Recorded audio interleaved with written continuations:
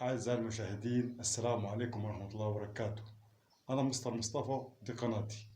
إن شاء الله قناتي هتبقى خاصة بالرياضة والكورة وخاصة النادي الأهلي.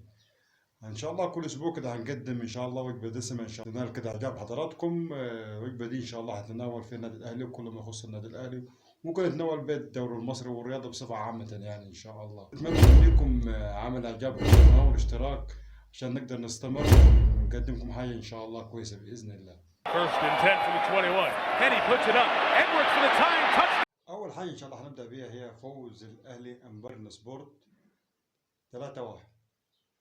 طبعا الماتش كان يعني من طرف واحد، يعتبر النادي الأهلي هو كان متفوق في الماتش، وكان هو يعني ليه الغلبة في الماتش.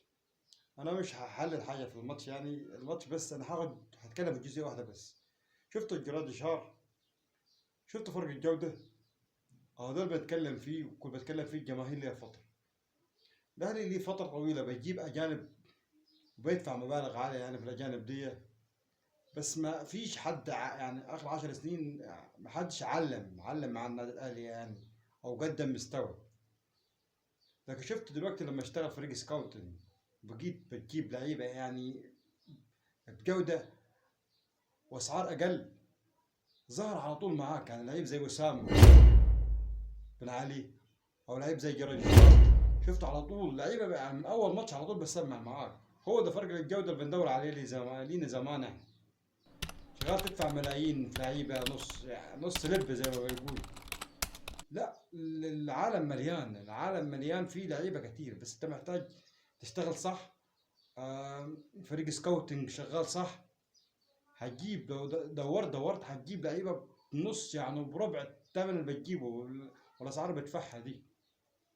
واهو شفنا كلنا احنا شفنا الاداء كان بيقدمه وسام معانا وما زال بيقدمه. شفنا جراد شار من اول مباراه ليه بيهدف، تاني مباراه وبيصنع واضح اللمسه بتاعته. فاكيد يعني لما تشتغل صح هتلاقي الطلب بتاعك صح. فنتمنى من النادي الاهلي الفتره الجايه خصوصا موضوع الصفقات ده يهتم بالكواليتي، الجوده بتاعت اللعيب. في شغل فريق سكاوتنج معاه، فريق سكاونتك هيبحث هيجيب لعيبه بالاسعار اللي هو عايزها ويمكن اقل كمان من الاسعار. اسلوب جديد في التعاقد مع اللعيبه ده يبطل. عايزين نشتغل باسلوب جديد عشان نشوف فرقه كوره، نشوف لعيبه صح.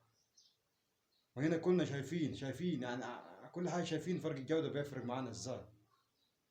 فرق الجوده النادي الاهلي يهتم في الصفقات، فرق الجوده مش مهم الكم. تجيب لاعبين ثلاثه تقال بكواليتي عالي افضل ما تجيب لي 5 6 لعيبه نص لب. اتمنى من حضراتكم ما ننساش نعمل اعجاب بالفيديو واشتراك بالقناه عشان نقدر نستمر. السلام عليكم ورحمه الله وبركاته.